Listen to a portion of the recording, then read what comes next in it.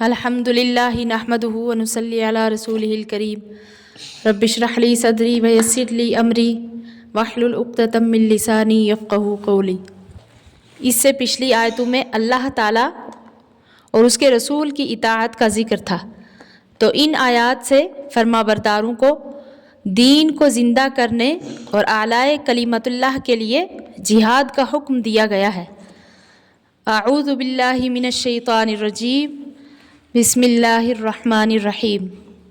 یا ایہا الذین آمنوا، اے ایمان والو، خذوا حذرکم، لے لو اپنے ہتھیار، فانفروا ثبات، پھر نکلو جدا جدا ہو کر، یعنی چھوٹی چھوٹی جماعت بن کر نکلو، او انفروا جمیعا، یا سب اکٹھے نکلو، یعنی سب لشکر کے طور پر نکلو۔ تو اس آیت میں ایمان والوں کو پہلے تو جہاد کی تیاری کا حکم دیا گیا ہے، اس کے بعد اس کے لیے نکلنے کا نظم بتلا دیا گیا،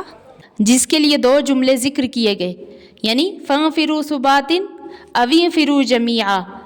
تو ثباتن، یہ صبتن کی جمع ہے، جس کے معنی چھوٹی سی جماعت کے ہیں، جس کو فوجی دستہ کہتے ہیں۔ یعنی اگر تم جہاد کے لیے نکلو تو اکیلے اور تنہا نہ نکلو، بلکہ چھوٹی چھوٹی جماعتوں کی شکل میں نکلو یا ایک لشکر کی صورت میں جاؤ، کیونکہ اکیلے لڑنے کے لیے جانے میں نقصان کا قوی احتمال ہوتا ہے، اور دشمن ایسے موقع سے پورا فائدہ اٹھا لیتا ہے۔ تو یہ تعلیم تو جہاد کے موقع کے لیے مسلمانوں کو دی گئی ہے، لیکن عام حالات میں بھی شریعت کی یہی تعلیم ہے کہ اکیلے سفر نہ کیا جائے۔ چنانچہ ایک حدیث میں تنہا مسافر کو ایک شیطان کہا گیا، اور 2 مسافروں کو 2 شیطان،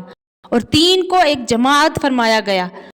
آگے فرمایا وَإِنَّ مِنكُمْ لَمَن لَّيُبَطِّئَنَّ، اور تم میں بعض ایسا ہے کہ البتہ وہ پیچھے ہٹتا ہے۔ فَإِنْ أَصَابَتْكُم مُّصِيبَةٌ قَالَ قَدْ أَنْعَمَ اللَّهُ عَلَيَّ إِذْ لَمْ أَكُن مَّعَهُمْ شَهِيدًا، پھر اگر تم کو کوئی مصیبت پہنچتی ہے تو کہتا ہے کہ اللہ نے مجھ پر فضل کیا کہ میں تمہارے ساتھ نہیں تھا۔ تو اس آیت میں بتلایا گیا ہے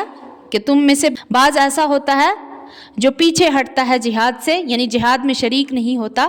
تو اس سے مراد منافقین ہیں۔ پھر اگر تم کو کوئی حادثہ پہنچتا ہے، حادثہ سے مراد یعنی اگر تم کو شکست مل جاتی ہے، تو وہ اپنے نہ جانے پر خوش ہو کر کہتا ہے کہ بے شک اللہ تعالیٰ نے مجھ پر بڑا فضل کیا کہ میں ان لوگوں کے ساتھ لڑائی میں حاضر نہیں ہوا، نہیں تو مجھ پر بھی یہی مصیبت آتی۔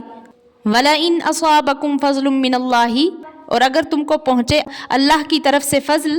لَيَقُولَنَّ كَأَن لَّمْ تَكُن بَيْنَكُمْ وَبَيْنَهُ مَوَدَّةٌ، تو وہ یہ بات اس طرح کہتا ہے کہ گویا نہ تھی تم میں اور اس میں کچھ دوستی۔ یا لیتنی کنت معہم فافوز فوزا عظیما، اے کاش کہ میں ہوتا ان کے ساتھ تو پاتا بڑی مراد۔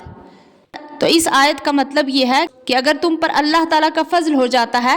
کہ اگر آپ کو فتح مل جاتی ہے اور آپ کو مال غنیمت حاصل ہوتا ہے، تو وہ اس بات پر افسوس کر کے کہتا ہے کہ ہائے کیا خوب ہوتا کہ میں بھی لوگوں کا شریک حال ہوتا، یعنی جہاد میں جاتا تو مجھ کو بھی بڑی کامیابی ہوتی کہ مال و دولت لاتا۔ اس وقت بھی اس کی منافقت کا صاف پتہ چلتا ہے، ورنہ اگر اس کو ایمان والوں سے تعلق ہوتا تو ان کی کامیابی پر وہ خوش ہوتا، یہ نہیں کہ اپنا افسوس کرنے بیٹھ جاتا۔ تو ایسے شخص کے بارے میں اللہ تعالیٰ فرماتے ہیں کہ بڑی کامیابی مفت نہیں ملتی، اگر اس کا طالب ہے تو فَلْيُقَاتِلْ فِي سَبِيلِ اللَّهِ الَّذِينَ يَشْرُونَ الْحَيَاةَ الدُّنْيَا بِالْآخِرَةِ، تو پس چاہیے لڑے اللہ کی راہ میں وہ لوگ جو بیچتے ہیں دنیا کی زندگی آخرت کے بدلے، یعنی مسلمان اور مخلص بن کر ان کافر لوگوں سے لڑے جو آخرت چھوڑ کر اس کے بدلے دنیا کی زندگی کو اختیار کیے ہوئے ہیں۔ آگے فرمایا وَمَن يُقَاتِلْ فِي سَبِيلِ اللَّهِ، اور جو کوئی لڑے اللہ کی راہ میں، فَيُقْتَلْ، پھر مارا جائے، او یغلب، یا غالب ہو جائے، فَسَوْفَ نُؤْتِیہِ أَجْرًا عَظِیمًا، تو ہم دیں گے اس کو بڑا ثواب۔ اللہ تعالیٰ فرماتے ہیں کہ اگر اللہ کی راہ میں کوئی لڑے گا، چاہے وہ مغلوب ہو جائے یہاں تک کہ جان ہی سے مارا جائے، یا غالب آ جائے، ہم ہر حالت میں اس کو آخرت کا اجر عظیم دیں گے، جو کہ بڑی کامیابی کہنے کے لائق ہے۔